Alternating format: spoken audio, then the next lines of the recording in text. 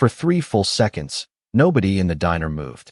The black sedan idled beneath the buzzing neon sign, its headlights washing the rain-slick parking lot in pale gold, and the whole place seemed to hold its breath along with Ava. Denise was the first to find her voice. "Tell me that is not for you," she whispered, already sounding like she knew the answer. Ava did not reply.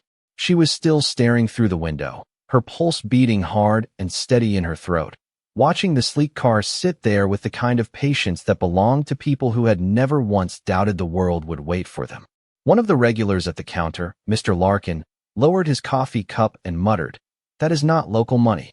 The cook pushed open the kitchen window just enough to peer out, then shut it again without a word. Somewhere near booth 4, a teenage boy let out a nervous laugh that died almost immediately when no one joined him. Ava could feel every eye in the room landing on her, measuring her, silently deciding whether they were witnessing the end of her shift or the end of something much worse. Denise came around the counter in quick, sharp steps, her sneakers squeaking against the checkered tile. "Who was on that phone?" she asked, keeping her voice low now, which somehow made it worse. "I do not know," Ava said. He did not give a name. Denise pressed a hand to her forehead. "What exactly did you say to him?" Ava looked at her manager, then at the order pad still resting beside the register, half covered in her neat handwriting, a grilled chicken sandwich with no tomato, fries well done, dressing on the side, the kind of ordinary meal that should never have carried this much tension. "I told him he could not talk to me like that," Ava said. Denise blinked at her, as if those words were more reckless than anything else she could have confessed. "Ava, people like that do not hear no very often." Then maybe he needed the practice. Denise stared for half a second, caught between anger and disbelief, before the driver's side door opened. The man who stepped out wore a dark overcoat despite the rain and carried himself with calm precision, like someone who valued silence more than most people valued comfort. He was older than Ava expected, maybe late 50s, silver at the temples, his posture straight, his movements efficient. He did not rush. He crossed the wet pavement without an umbrella, opened the rear passenger door, and stepped back. Nobody emerged. Instead, he leaned slightly, said something into the dim interior, then closed the door again and turned toward the diner entrance. The bell above the door gave one thin chime when he entered, and even that sound felt too loud. Water glistened on his coat shoulders under the fluorescent lights. He removed one black leather glove finger by finger, then the other, his gaze moving once across the room before settling on Ava with unsettling certainty. "Good evening," he said, his voice smooth and restrained. "Which one of you is Ava Brooks?" Denise instantly stepped forward with the brittle smile of a woman trying to hold her business together using only panic and politeness. "Sir, if there has been some misunderstanding, I am the manager here. I am sure whatever happened can be cleared up." The man gave her a courteous nod, but his eyes never left Ava. "I am not here for the manager." Ava felt her stomach drop, though her face remained still. She set the coffee pot down carefully beside the register, wiped her palms on her apron, and stepped out from behind the counter. "I am Ava." The man studied her for a moment, not in the crude, dismissive way she was used to from men who thought a diner uniform made a woman invisible, but with a kind of measured attention that made her stand even straighter. "My name is Sal Romano," he said. "I drive for Mr. Vincent Moretti." Around her, the room seemed to tighten. The name moved through the diner like a cold draft. Mr. Larkin actually lowered his eyes. Denise's mouth parted, then closed again. Ava had heard that name before, the way everyone in Brooklyn had heard certain names, always in fragments, always followed by lowered voices and quick changes of subject. Restaurants, real estate, private clubs, donations to hospitals, a face in the business pages, expensive suits, expensive silence. Sal continued in that same even tone. "Mr. Moretti would like a word with you." Denise made a strangled sound. "A word with her?" "Here." Sal glanced briefly toward the window, where the sedan still waited beneath the rain. "No," he said. "Outside." Ava looked past him through the glass. The back seat windows were tinted dark enough to hide everything, but she could feel the presence waiting behind them like a held note. Every survival instinct she had told her to refuse. To say she was working. To say she was busy. To say no again, louder this time. But then she thought of the voice on the phone, controlled, arrogant, certain she would fold the moment pressure arrived in person. Something in her hardened. She untied her apron slowly, folded it once, and set it on the counter. Then she lifted her chin and said, "All right." The diner door closed behind Ava with a soft chime that sounded impossibly small against the rain and the silence waiting outside. Cold air wrapped around her at once, damp and sharp, carrying the smell of wet asphalt, gasoline, and the faint sweetness of pie crust venting from Rosie's kitchen behind her. The parking lot lights cast everything in a pale yellow glow that made the black sedan look even darker, its polished body reflecting the storm in long, distorted ribbons. Sal Romano moved ahead of her by 2 quiet steps, then stopped beside the rear passenger door without touching it. He did not gesture for her to hurry. He did not try to intimidate her with words. Somehow that made the moment more unsettling, not less. Ava folded her arms against the chill, though she knew she was really steadying herself, and lifted her eyes to the tinted glass. For a second, all she saw was her own reflection, small against the sleek car, curly hair frizzing at the edges from the rain, diner uniform plain and slightly wrinkled from a 10-hour shift. Then the rear window lowered halfway with a soft mechanical hum, and Vincent Moretti looked out at her. He was younger than she had imagined from the voice. Not young exactly, but younger than a man should have been to carry that kind of weight in a room without even stepping into it. Mid-30s, maybe. Dark hair brushed neatly back. Sharp cheekbones. A charcoal overcoat draped over broad shoulders as if it had been made with him in mind and no one else's. The glow from the dashboard cut across his face in cool lines, leaving his eyes mostly shadowed. But even through the dimness, she could feel the focus of them settle on her with unnerving precision. He was not smiling. He was not angry either. That would have been easier. Anger, Ava understood. Anger raised its voice, showed its teeth, let you brace for it. This man only watched, and in that watchfulness there was a kind of control that made the rain feel louder. "You hung up on me," he said at last. His voice was deeper in person, less sharp than it had sounded through the phone, but no less certain of being heard. Ava kept her chin up. "Yes." He tilted his head slightly, as if the directness interested him. "Most people do not. Most people probably should." Sal did not move, but Ava sensed the change in the air beside him, the almost invisible pause of a man hearing a boundary crossed in a language he was not used to. Vincent, however, only looked at her a moment longer. Behind him, the interior of the car glowed with understated luxury, dark leather, brushed metal, the clean scent of expensive cologne drifting faintly through the cracked window. It was a different world from the diner's sticky laminated menus and rattling ice machine, and yet the distance between those worlds suddenly felt small enough to measure in heartbeats. "Do you always speak to customers this way?" he asked.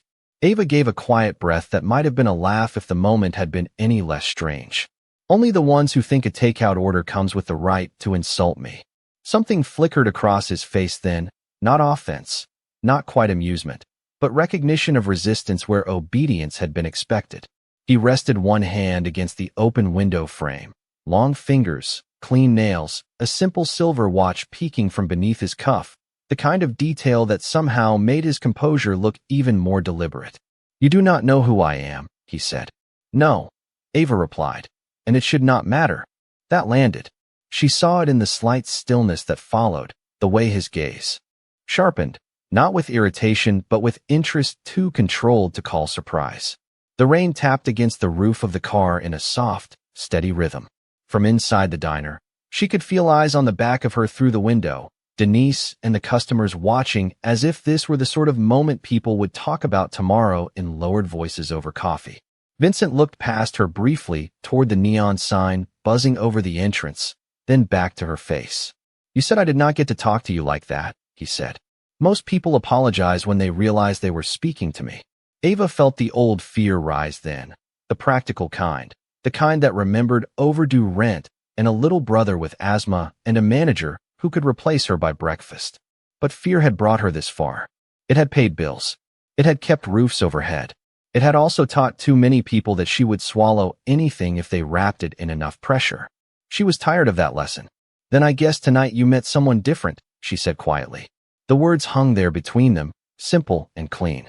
Vincent stared at her for so long that the cold began to bite through her sleeves. Then, very slowly, The corner of his mouth moved. Not a smile exactly. More like the idea of one returning from a place it had not visited in a long time. He leaned back slightly into the shadows of the car and studied her as though she had become more interesting than the conversation he had expected to have. And when he spoke again, his voice had changed. It was still controlled, still polished, but the arrogance from the phone was gone, replaced by something far more dangerous to a woman trying to stay invisible. Curiosity. Ava Brooks, he said, as if testing the name for himself. Get in. I want to know why you are not afraid of me. The invitation landed between them like a test, quiet and absolute. Ava looked at the open door, then at Vincent Moretti's face half-shadowed inside the car, and for one suspended second the rain seemed to slow around her. Every instinct she had sharpened over 26 hard years told her not to step inside a stranger's world, especially not a stranger, whose name could make a room go silent.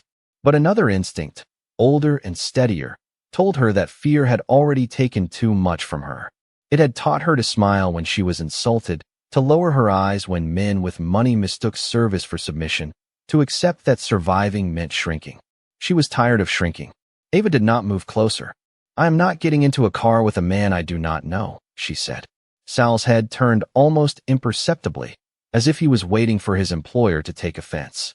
Vincent did not. If anything, the faintest trace of approval passed through his expression before disappearing again. Fair, he said. Then stand there and answer me. His tone had changed. The sharp edge from the phone was gone entirely now, replaced by something cooler and more deliberate. The voice of a man who had stopped performing certainty because something real had caught his attention. Ava kept her arms folded against the cold. Rain dotted her sleeves. Her hair had begun to curl tighter in the damp air. Through the diner window, she could see Denise hovering by the register, pretending to wipe the counter while watching every second. You asked why I am not afraid of you, Ava said. That is not what this is. Vincent rested back against the leather seat, one hand loose near his knee, eyes fixed on her with that unnerving stillness. No, I am afraid of a lot of things. The truth surprised even her a little, but once it came, she did not stop it. I am afraid of losing my apartment. I am afraid my little brother will need medicine I cannot pay for. I am afraid of working double shifts and still coming up short. I am afraid all the time. The rain tapped softly against the roof of the sedan. Somewhere in the distance, a siren wailed and faded. Vincent said nothing. He simply watched, and somehow that silence made it easier to keep going. But being afraid does not mean I have to let someone talk to me like I am nothing, Ava said. I serve coffee and pie. I take orders. I mop up spills when we are short-staffed. That is my job. Being insulted is not. For the first time since she had stepped outside, Vincent looked away. Not for long. Just a brief glance out through the windshield, where rain streaked the glass in silver lines, as if her words had hit a place he had not expected anyone to reach. When his gaze returned to her, it had sharpened in a different way. Less appraising. More thoughtful. Do you know how many people spend their lives trying to impress me? He asked quietly. Ava gave a small shrug. Probably too many. That earned a real reaction, the smallest exhale through his nose. Almost a laugh, almost disbelief. Sal remained by the door, composed as ever, but even he seemed to notice that the conversation had moved somewhere unplanned. Vincent leaned forward slightly, enough for the low dashboard light to catch more of his face. He looked tired all of a sudden, not weak, not careless, just tired in the way powerful men sometimes looked when the performance slipped and the human being underneath showed through. I called that diner because I wanted dinner brought to a meeting, he said. I was already in a bad mood. That is not an excuse. Ava blinked once. She had expected many things from him. Pride, pressure, maybe even a cold threat dressed in polite language. She had not expected that. No, she said after a moment. It is not. Vincent held her gaze. I know. The simple admission changed the air between them more than any apology could have. It was not dramatic. It was not soft. It was just honest, and honesty coming from a man like him felt almost more dangerous than arrogance. Behind Ava, the diner sign buzzed and flickered. Inside, a customer shifted in a booth and the sound carried faintly through the glass. Life was still happening 10 feet away, ordinary and tired and familiar, and yet she had the strange sense that something had already tilted off its old axis. Vincent's eyes dropped briefly to her name tag. To the cheap plastic rectangle pinned to a uniform she had washed so many times the color had started to fade. "Ava," he said, more gently now, "do you always tell the truth this directly?" "Only when someone asks for it." He nodded once, as if filing that answer away for later. Then he reached toward the seat beside him, lifted a white paper bag with Rosie's logo printed on the side, and held it up just enough for her to see. "I had Sal go inside 10 minutes before he came for you," he said. "I still wanted the order." Ava stared at the bag, then at him. "You sent your driver in through the side window?" "There is a pickup counter in the back," he replied. Your cook was more interested in getting paid than asking questions. Despite herself, Ava felt the corner of her mouth threaten to move. It had been too strange a night for laughter, and yet something about the absurdity of him sitting in a black luxury sedan with a diner takeout bag on his lap nearly broke the tension. Vincent seemed to notice. His expression did not warm exactly, but it shifted. "I also wanted to see whether the woman who hung up on me would come outside when asked," he said. Ava's almost smile disappeared. "So this was a test?" "At first," he said. "Yes." He paused, then added with disarming calm, "Now I am not so sure." The rain deepened, turning the parking lot lights into blurred halos. Ava felt the chill in her fingers, the ache in her feet, the weight of the night pressing down in all the ordinary ways. And yet the man in front of her had made everything feel sharper, more dangerous, more alive. He studied her for one long moment, then looked past her at the diner. "How much does that place pay you?" he asked. Ava's spine stiffened instantly. "Not enough for you to buy this conversation." Vincent met the flare in her eyes and did something few men ever managed after underestimating her. He adjusted. "That was not an offer," he said. "It was a question." "Why?" "Because," he said, his voice lowering into something almost unreadable, "I think you are working in the wrong place, and I want to know what it would take to change that." Ava did not answer right away. The question hung between them in the cold rain like something heavier than money, because she knew men like Vincent Moretti rarely asked simple questions for simple reasons. They asked because they were used to moving pieces on a board no one else could see. They asked because every answer revealed leverage. Ava had spent most of her life learning how to survive people who treated information like ownership, and she was not about to hand this man her whole life just because he had finally decided to speak to her like a human being. "It would take more than one apology and a black car," she said. Vincent's expression did not harden. If anything, it seemed to settle into something steadier, as though she had confirmed a theory he had been forming since the moment she hung up on him. "Good," he said quietly. "I would have been disappointed if that had impressed you." Ava almost laughed at that, but the sound never made it out. The rain had soaked through the thin shoulders of her diner uniform now, and the damp fabric clung cold against her skin.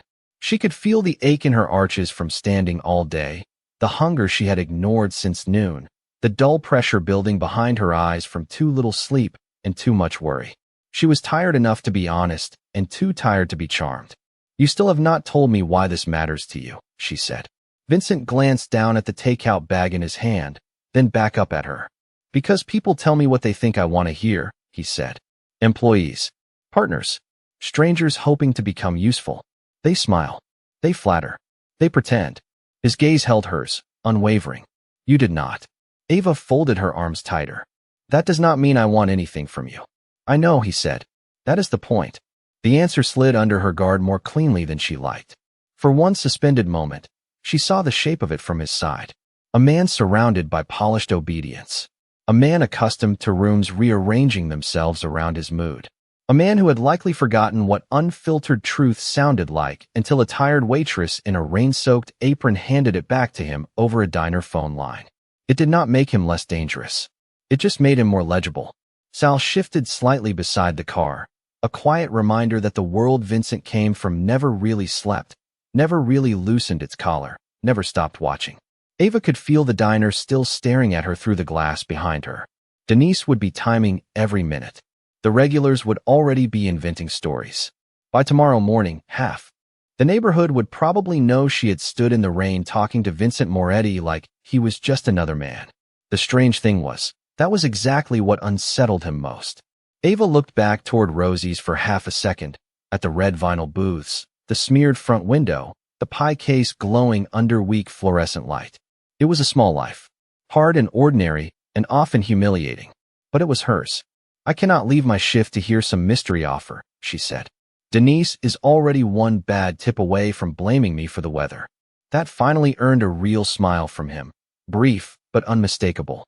It changed his whole face in a way that almost annoyed her, because it made him look less like the kind of man people whispered about, and more like the kind of man who knew exactly when to stop being intimidating.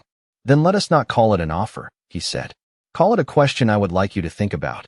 He reached into the inside pocket of his coat and pulled out a business card, thick white stock, no flashy logo, just a name and a number embossed in clean black lettering. He did not hand it to Sal. He did not ask Ava to step closer. He simply extended it through the open window and waited. Ava hesitated before taking it.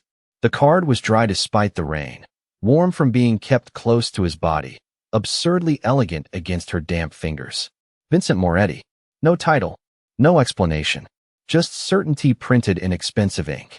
Tomorrow morning, he said, my company is hosting a breakfast meeting at Moretti Hospitality on Lexington. One of my junior operations managers quit this afternoon. She had excellent credentials and no instinct for people. Ava looked up from the card. And you think I do? I know you do, he said. You read power in 10 seconds over a telephone line and refused to let it define your worth. Most executives I know cannot do that in a boardroom with a week to prepare. The rain softened, slipping now into a fine mist that silvered the air between them.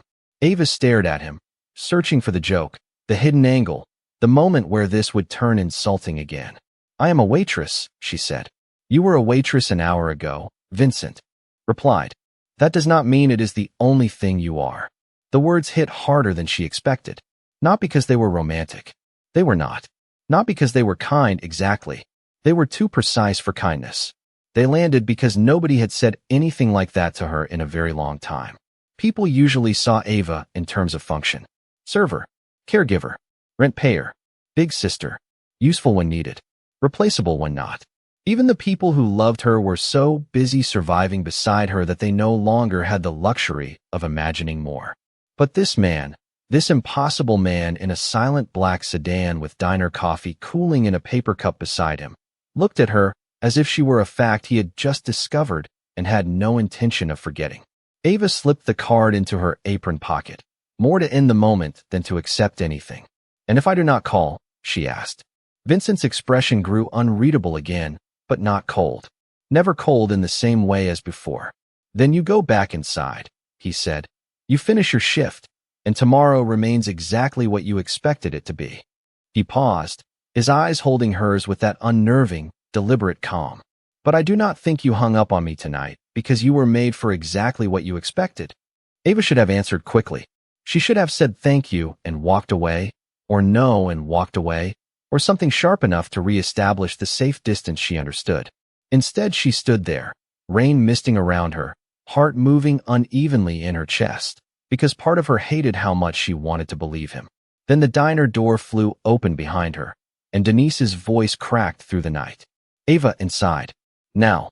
Denise stood in the diner doorway with one hand braced against the frame, her face tight with a kind of fear Ava had never seen on her before. Not irritation. Not manager frustration. Fear. The rain behind Ava had already soaked the ends of Denise's blonde ponytail from where she must have rushed outside without thinking, and the fluorescent light from inside the diner turned her expression pale and brittle. Inside, she repeated, softer this time, but no less urgent. Ava glanced once at Vincent. He had not moved. He simply watched her with that same unreadable calm, one hand still resting near the open window, as if he had all the time in the world and no concern at all about being interrupted. That, more than anything, made Denise nervous. Ava could see it in the way her manager kept flicking her eyes toward the sedan and then away again, careful not to stare too long. Sal stepped back from the door, giving Ava space to choose, and the gesture felt deliberate. Vincent was not forcing the moment. He was letting her own world pull on one arm while his weighted on the other. Ava hated how clearly she could feel both. She turned back to the car. I have to go finish my shift. Vincent gave a slight nod, as if he had expected nothing else. Of course. His gaze dropped briefly toward the pocket where she had slipped his card, then rose again to her face. Tomorrow. 9 o'clock. Ava did not promise anything. She only held his eyes for one steady beat, then stepped back from the sedan and turned toward the diner. The warmth hit her the second she crossed the threshold, thick with coffee, fryer oil, and the close human heat of too many people pretending not to watch. The bell over the door chimed once, and conversation tried to restart in awkward little bursts, but the room had changed. Ava could feel it. People looked up, then down too quickly. A woman in booth 3 pretended to study the dessert menu upside down. Mr. Larkin at the counter had suddenly found his empty mug fascinating. Denise grabbed Ava by the elbow and pulled her toward the service station near the pie case. Not hard enough to hurt, just hard enough to make a point. What on earth was that? She hissed. Ava peeled her damp sleeves away from her arms and reached for a stack of napkins, mostly to have something to do with her hands. A conversation. Denise stared at her in disbelief. A conversation? Ava, that man is Vincent Moretti. So everyone keeps saying. Do not do that. Denise lowered her voice even further, glancing toward the window to make sure the sedan was still outside. It was black and still, rain shining across its roof under the parking lot lights. Do not act like that means nothing. Ava met her manager's eyes. It should not mean I deserve to be spoken to like garbage. Denise opened her mouth, then closed it again. For a second, exhaustion replaced panic in her face. I know, she said quietly. I know it should not. That stopped Ava. Denise rarely admitted weakness. She ran Rosie's with the brittle determination of a woman one broken appliance away from collapse, and softness usually got buried under clipped orders and complaints about inventory. But now she looked older, not by years, but by burdens. Then why are you looking at me like I just ruined everything? Ava asked. Denise rubbed a hand over her forehead. Because men like him do not just show up at little places like this unless they want something. And people like us are the ones who pay when powerful men get curious. The words landed with more truth than Ava wanted to admit. She looked down at the order tickets clipped by the grill window, at the half-poured coffee on counter 7, at the sticky bottle of maple syrup somebody had left uncapped. Normal things. Small things. The kind of things that usually kept her grounded. Tonight they felt flimsy, like paper walls against something larger pressing at the edges. He invited me to a meeting tomorrow, Ava said before she could decide whether to keep it to herself. Denise's eyes widened. A meeting? At one of his companies. For what? Ava shook her head. He said one of his managers quit. Denise stared at her for 2 long seconds, then gave a short laugh that held no humor at all. Well, that is either the opportunity of your life or the beginning of a very bad decision. Helpful. I am serious. Denise leaned in. Do you know anything about hospitality management? Corporate offices? Men who wear $10,000 watches and expect the world to answer before they finish speaking. Ava thought of Vincent sitting in that dark car with a diner takeout bag on his lap, listening when she said no, adjusting when she refused to get in, apologizing without dressing it up as generosity. Maybe not, she said. But I know how to tell when someone thinks money makes them untouchable. Denise gave her a long look. And do you know how to tell when one of them decides he likes being challenged? Ava did not answer. She did not need to. The silence said enough. Across the room, the front window glowed with blurred reflections from the rain. Sal still stood outside the sedan. A moment later, he closed Vincent's door, moved around to the driver's side, and slipped behind the wheel. The engine remained low and smooth, almost invisible under the hiss of the grill and the rattle of dishes from the bus tub. Vincent was still there, still waiting. Not for her to come back out, Ava realized. Just long enough to make sure she had the chance to decide without pressure. The understanding unsettled her more than if he had demanded an answer. Denise followed her gaze and exhaled slowly. You should probably finish table 6 before Mrs. Donnelly starts writing a review about emotional neglect. Ava let out a breath that almost became a laugh. Right. She picked up the coffee pot, tucked a loose curl behind her ear, and moved back into the rhythm of the shift, but it was no longer the same rhythm as before. Every clink of silverware sounded sharper. Every order felt smaller. She refilled 2 cups of decaf, dropped a slice of apple pie at booth 4, wiped down the counter, and all the while she could feel the weight of the card in her apron pocket like a second heartbeat. At 9:15, when she finally dared glance toward the parking lot again, the sedan was gone. No dramatic exit. No flashing headlights. Just empty wet pavement under the buzzing neon sign and a dark stretch of road beyond it. And somehow the quiet he left behind was louder than the car had been. By the time Rosie's diner locked its doors, the rain had faded to a fine silver mist, and the whole neighborhood looked washed out and tired, like the city itself had worked a double shift.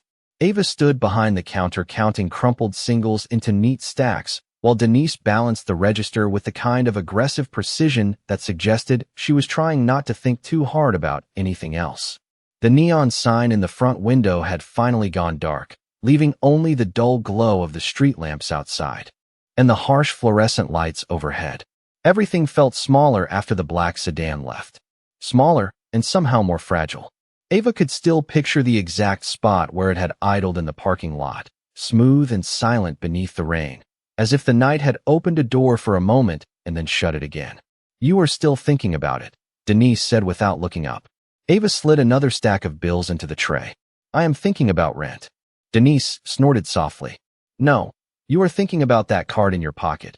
And I know because you have checked to make sure it is still there 3 times in the last hour." Ava had no defense because it was true. She could feel the weight of the card even now, absurdly heavy for something so thin. Vincent Moretti. One name. One number. No promise. No explanation. Just possibility wrapped in expensive paper. She hated that possibility had a smell to it, a shape, a presence. She hated that it had looked at her through a half-open car window and spoken to her like she might be more than the life she had been handed. Denise shut the register drawer with a sharp snap and leaned both palms on the counter. "Listen to me carefully," she said. "If you go tomorrow, you do not go because a powerful man made you curious. You go because you have a brain and a spine and maybe, just maybe, one of them finally noticed." Ava looked up. Denise's voice had lost its edge. What remained was something rarer. "Respect. You really think I should go?" Ava asked. Denise exhaled through her nose and reached for her purse. "I think if you do not go, you will replay tonight in your mind for the next 10 years while refilling coffee for people who never learned your last name." That one went straight in. Ava looked away first.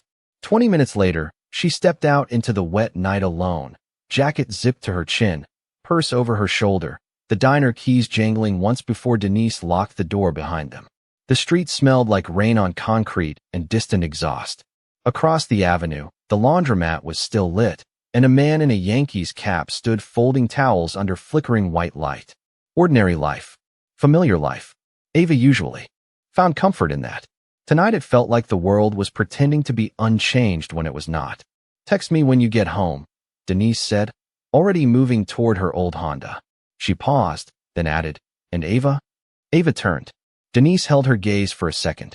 "Do not let anybody make you feel small tomorrow. Not him. Not anyone in one of those glass offices. You walk in there the same way you stood outside tonight." Ava nodded once. "I will." The subway ride home was slower than usual, delayed twice between stations, the car humming and rattling beneath tired strangers who smelled like damp coats and takeout and long days. Ava sat by the window with her reflection wavering in the black glass, one hand wrapped around the metal pole, the other resting over the pocket where Vincent's card still waited. Across from her, a woman in scrubs slept sitting up. 2 teenage boys shared earbuds and laughed at something on a cracked phone screen. An older man in a carpenter jacket read the back of a receipt like it contained instructions for survival. Ava watched all of them and felt suddenly, fiercely protective of the little life she had built from scraps. It was not much. A 4th-floor walk-up in Flatbush with radiators that knocked all winter and windows that stuck every summer. A kitchen too narrow for 2 people to stand in comfortably. A couch she had found on the curb and cleaned herself. But it was hers. When she finally reached her building, the hallway smelled faintly of bleach and fried onions, and the mailboxes along the wall leaned crooked from years of being slammed shut. Ava climbed 4 flights with tired legs and opened the apartment door as quietly as she could. The living room lamp was still on. Caleb was asleep on the couch under the old blue blanket their mother used to keep in the car, one arm flung over his eyes, homework spread across the coffee table in a losing battle with exhaustion. He was 16 now, all elbows and stubbornness, too proud to admit when his chest hurt, too observant not to notice when Ava skipped meals so he could have seconds. Ava stood there for a long moment, just watching him breathe. Steady. Thank God. She set down her purse, kicked off her shoes, and covered his open math book before the pages curled. The apartment was quiet except for the radiator clanking in tired little bursts and the hum of the refrigerator from the kitchen. On the counter sat the final notice from the landlord, exactly where she had left it that morning, red letters still shouting past due as if she had somehow forgotten. Next to it was Caleb's prescription slip from the pharmacy. $48.60. Due by Friday.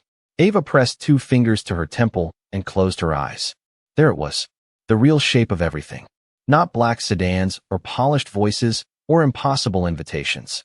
This. Rent. Medicine. Groceries. MetroCard balance. The kind of math poor people did in silence because nobody wanted to hear the answer. She reached into her apron pocket and pulled out the card. In their tiny kitchen, under the yellow light that made everything look older than it was, the white stock looked almost unreal. Like something from another country. She turned it over. Blank on the back. No secret note. No trick. Just a door, if she wanted to call it that. Ava slid the card onto the table beside the rent notice and stared at both for a long time. One was certainty. Painful, familiar certainty. The other was risk dressed in clean lines and expensive ink. Behind her, Caleb stirred on the couch and mumbled her name, half awake. You home? Yeah, Ava said softly. I am home. He pushed himself upright, rubbing his eyes. You eat. Ava smiled before he could see how tired it was. At the diner. Liar, he said, but without heat. He blinked toward the kitchen table, then frowned. What is that? Ava looked at the card, then back at her brother. She should have said nothing. She should have protected the quiet, gone to bed, handled it all herself the way she always did. But the night had already cracked something open in her, and pretending it had not felt impossible. Maybe nothing, she said. Maybe everything. I do not know yet. Caleb stood and crossed into the kitchen, his socked feet silent on the worn linoleum. He picked up the card, read the name, and all sleep vanished from his face. Ava, he said, slowly. Why do you have Vincent Moretti's business card sitting next to our rent notice? Ava took the card gently from Caleb's hand, more because she needed a second to think than because she was protecting it. Under the weak yellow kitchen light, his face looked younger than 16, the sharpness of adolescence softened by sleep and worry and the kind of trust that made her chest ache. Caleb had always looked at her like she could fix things if she just had enough time. The truth was, time had never been the problem. Money was. Opportunity was. The invisible ceiling over people like them was. Ava set the card back down on the table beside the rent notice and leaned against the counter. He came to the diner tonight, she said. Caleb stared at her. Vincent Moretti came to Rosie's? In a black sedan, with a driver, in the rain, like the universe was trying too hard to make a point. Caleb blinked once, then twice, as if he was rearranging reality into something he could actually use. Why? Ava let out a slow breath. Because I hung up on him. That got his full attention. You what? She told him then. Not every detail, but enough. The rude call. The insult. The moment she decided she was too tired to swallow one more ounce of disrespect just to keep the peace. The car outside. The conversation in the rain. The card. The invitation for 9 o'clock the next morning. Caleb listened without interrupting, one shoulder against the chipped kitchen doorway, arms folded loosely across his chest. He had their mother's eyes, dark and steady, the kind that missed very little. When Ava finished, he looked down at the table for a moment, then back at her. So basically, he said, you did the one thing nobody ever does, and instead of getting mad, he offered you a meeting. That is one way to say it. Another way would be that you impressed him. Ava shook her head at once. Or he is bored. Or weird. Or both. Caleb's mouth twitched. You know what Mom used to say about people with too much money? Ava smiled despite herself. That if they ever start acting humble, check for cameras. Caleb pointed lightly at her. Exactly. For a second, the kitchen felt warmer. Lighter. Then his gaze dropped back to the notices on the table, and the room tightened again around the truth of things. Can you trust him? He asked quietly. Ava looked at the card. Vincent Moretti. A name people said carefully. A man who had started the night entitled and ended it listening. A man whose apology had not sounded practiced. A man who had seen through her uniform and spoken as if she were not trapped inside it. I do not know, she admitted. That is what scares me. Caleb nodded slowly. Maybe that is not the scariest part. Ava looked at him. He stepped closer and tapped the red-lettered rent notice with one finger. Maybe the scariest part is staying exactly where we are, because at least this misery is familiar. The words landed hard because they were true, and because they came from him. Caleb was supposed to be the piece of her life she protected from adult fear. He was supposed to complain about geometry homework and sneaker prices and whether the Knicks would ever get it together. Instead, he was standing barefoot in a cramped kitchen at nearly midnight, speaking with the quiet seriousness of someone who had grown up too close to unpaid bills. Ava crossed the room and pulled him into a quick hug before she could think too much about it. He stiffened for half a second, all teenage pride, then softened and hugged her back. "You should be asleep," she murmured. "You should have eaten dinner," he replied into her shoulder. She laughed softly and let him go. "Go brush your teeth, little old man. I am taller than you now. That does not make you wise." "I am pretty sure it does." He took the prescription slip from the table and held it up. "Also, I can skip this refill another week." Ava's expression changed so fast he actually winced. "Do not ever say that again." "Ava, I am fine. You say that every time before you start pretending your chest is not tight." Her voice had gone sharper than she intended, and she saw him pull back into himself a little, not offended, just tired. She gentled her tone. "We are not gambling with your breathing to protect my pride." Caleb lowered his eyes. "I know." The apartment fell quiet for a moment. The refrigerator hummed. A radiator hissed and clicked in the bedroom. Somewhere outside, a car door slammed and footsteps splashed through a puddle. Small city sounds. Survival sounds. Ava picked up the business card again and turned it over between her fingers. What if it is humiliating?